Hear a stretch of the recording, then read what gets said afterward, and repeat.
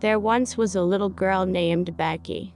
Becky was only 5, but she was a curious little girl, always exploring, looking for buried treasure, around the family farm in the most unusual places.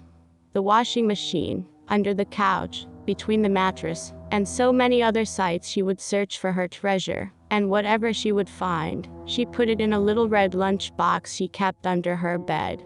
Every day she placed one item in the box. A pencil her dad dropped under the car seat, a penny under the refrigerator, or even a ball of lint from the dryer. They were all gold coins to her. Every night, after her parents tucked her to bed, Becky put her treasures in the box before she went to sleep. One day, Becky was out, treasure hunting in all her usual spots, but she couldn't find any treasure. She searched high and low, the kitchen sink, the dishwasher, even under the porch, but Becky couldn't find any treasure.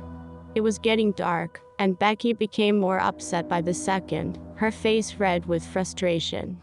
Becky stomped around the yard in a big circle, clutching her fist and holding her breath, until something caught her gaze. The old tree at the end of the field, dry and weathering away, with a hole near the base Becky had never seen before. What could be in it, she wondered. Filled with excitement, she ran to the tree, with her arms stretched out in front of her. Before her feet had reached the tree, she had already shoved her hands deep down in the hole in search of treasure. She paused. It was cold and wet, which was unusual given it was the middle of July, at the peak of summer. An awful smell filled her lungs. The scent of rot and decay was so overpowering, it seemed it was sucking the air right out from her lungs. But eager to get her prize, Becky pushed her hand deeper and deeper into the tree, until she found her prize. Becky's hands were cold, but she managed to pull out a small, black bag. It was covered with strange symbols and red smudges. Inside, Becky found small bones and feathers, a rat's skull, and the beak of a crow, along with a needle, a black crystal, and an aged candle. Fear crept over Becky. She knew she should put it back. Something felt wrong about this bag. But she just had to have it. It was her treasure, after all. Becky closed the bag and ran to her bedroom, where she placed it in the red lunchbox under her bed and joined her parents for dinner. That night, while Becky lay in her bed, she was awakened by the putrid smell of rot and decay. It filled the whole room. She thought to herself, maybe I didn't close the box all the way.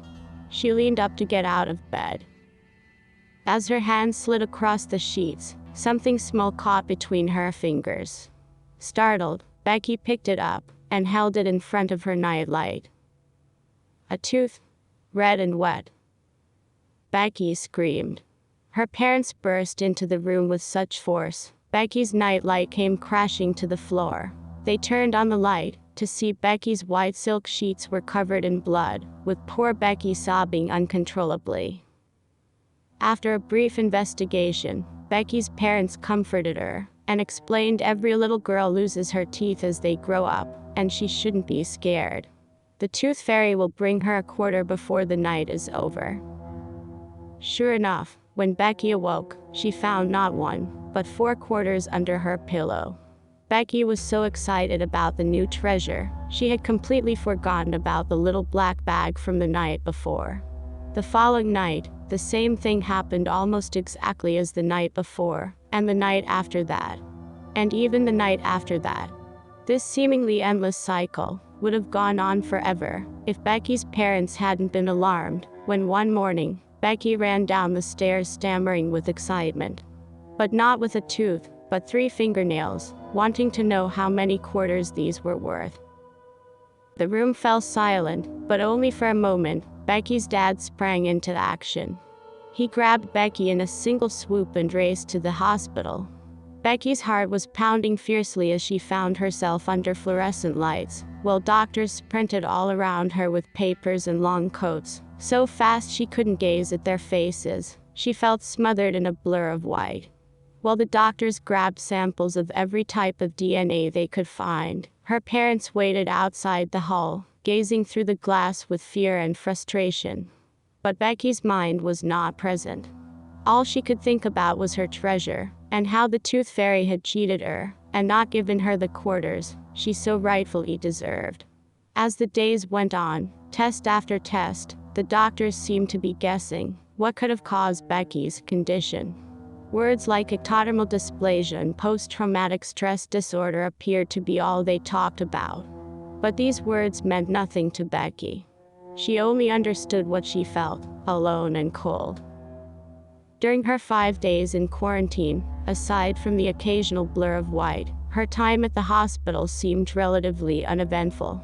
Becky's doctors began to use words such as stabilized and miracle. Still, these words meant nothing to Becky. Although her health was improving, Becky always felt cheated and lied to. On the 6th day, the doctors, satisfied with her physical health, decided it's time to start improving her emotional state. They told Becky she could have one item from her home to make the last few days at the hospital go by quicker. "My treasure," Becky exclaimed. The doctors, well confused, simply smiled. Becky was so excited that as her parents gazed through the glass window at their daughter bouncing with joy on the bed, tears swelled in their eyes. Later that night, Becky's parents brought her lunchbox to the hospital and handed it to the doctor presiding over Becky, and they returned home after a long week of worry and restlessness to finally get some sleep. As the doctor handed the little red lunchbox to Becky, she snatched it out of his hands and held it to her chest, as if clenching onto it for dear life. Curious, the doctor asked, "What kind of treasure do you keep in there?" "It's a secret," Becky replied with a smile so big and contagious the doctor couldn't help but laugh. With that, the doctor left, with no intention of returning till the next morning. Becky drifted off to sleep, leaving her treasure across the room on the hospital's old chair for attending visitors. She was awakened by the sound of metal tapping. It was quiet, almost like someone whispering a secret. She couldn't quite figure out where it was coming from. Becky got out of bed to investigate. She followed the sound across the room, right to her lunchbox. As Becky approached it, the tapping got louder and louder. She could see the lid of the box was shaking. Becky fixed her eyes on it, her entire being pulsed with curiosity. She stretched out her arm and reached out in front of her to touch it ever so cautiously. The lunchbox suddenly leaped straight up into the air and shook violently. Becky screamed. She slipped and fell backward, hitting her head on the side of the bed. The lunchbox continued to leap off the chair, getting higher and more aggressive with each leap. Becky was terrified. She screamed again and crawled under the bed. Tears now were running down her face as she desperately called for her parents. "Mommy, Daddy." Again and again, she cried out, but her screams were drowned out by the sound of clashing metal. The lunchbox lid was dented. Something was trying to break out from the inside. Becky pulled her hair in front of her face, hoping this was all just a bad dream. She looked down into her hands to see balls of hair cascading onto the floor. Again, Becky pulled on her hair to cover her eyes, but her hair kept falling onto the ground in clumps. Becky was terrified. She let out a shriek, but she could no longer scream. She tried to call for help, but all that came out was a whistle. The lunchbox crashed violently onto the floor and suddenly stopped. Becky's hands covered her face. The silence was almost deafening. It seemed time stood still. Becky finally worked up the courage to peer through her fingers across the room. Her hair still matted in her palms, she could just barely make out the shape of the lunchbox on the floor. Slowly spreading her fingers wider, letting her hair fall to the floor, what she saw made her heart sink. The lunchbox was open, laying on its side, with the top facing towards her. She could see straight down into it. But instead of her treasure, all Becky saw was two yellow eyes piercing through the darkness into her soul. Paralyzed, unable to move, Becky felt helpless. All she could do was watch. A low growl filled the room as bony fingers, with long split fingernails, peeked out of the lunchbox inside corners, and slowly pulled itself closer to Becky. Unable to contain herself any longer, Becky screamed as the dark figure lunged at her and engulfed her in a sea of red. It scratched at Becky, clawing and gnawing at her flesh. With every scratch, she could feel her flesh rotting as pieces of tissue scattered across the room. Becky tried to fight. She tried to run and get away, but it was too strong. It overpowered her in every way. Still, she kept fighting and fighting. She crawled towards the door in a last desperate attempt to escape. She stood up and ran for the hallway, but before she made it to the door, she felt its claws latch deep into her ankles and pulled her down to her knees. She screamed for her father one last time. "Daddy."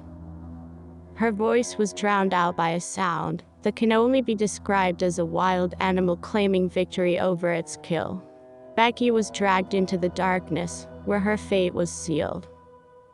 The next morning, Becky's parents came to visit, but were escorted away by hospital security before getting through the lobby. An overpowering smell of rot filled the whole hospital, and the building was sealed off as the police feared a wild beast was hiding somewhere in the facility. Of course, nothing was ever found. The hospital security tapes showed nothing but static during the entire event. Only the audio of that night was recovered, and to this day, sits in an evidence locker collecting dust with the rest of the unsolved disappearances. But not Becky's treasure. Sadly, Becky's parents couldn't return to everyday life after hearing that tape, never knowing what happened to their little girl. Everything in the house reminded them of her. They decided to sell all their possessions and start over in a new town. In a city where they could look at a dryer and not think about their little girl hunting for lint to put in her treasure box, or how she was never coming back. They put everything they had into the estate sale. The TV, the dresser, even the car. But not the little red box. Since the police never uncovered a body, Becky's parents were never able to have a funeral for her. Desperate for closure, the last thing they did, before catching the morning flight to Chicago, was bury the lunchbox in the backyard in an unmarked spot, near an old tree at the end of the field. The next family was friendly enough, a nearly perfect family of 6, with 4 boys who loved to play outside, and a golden retriever who relished digging holes. What could go wrong?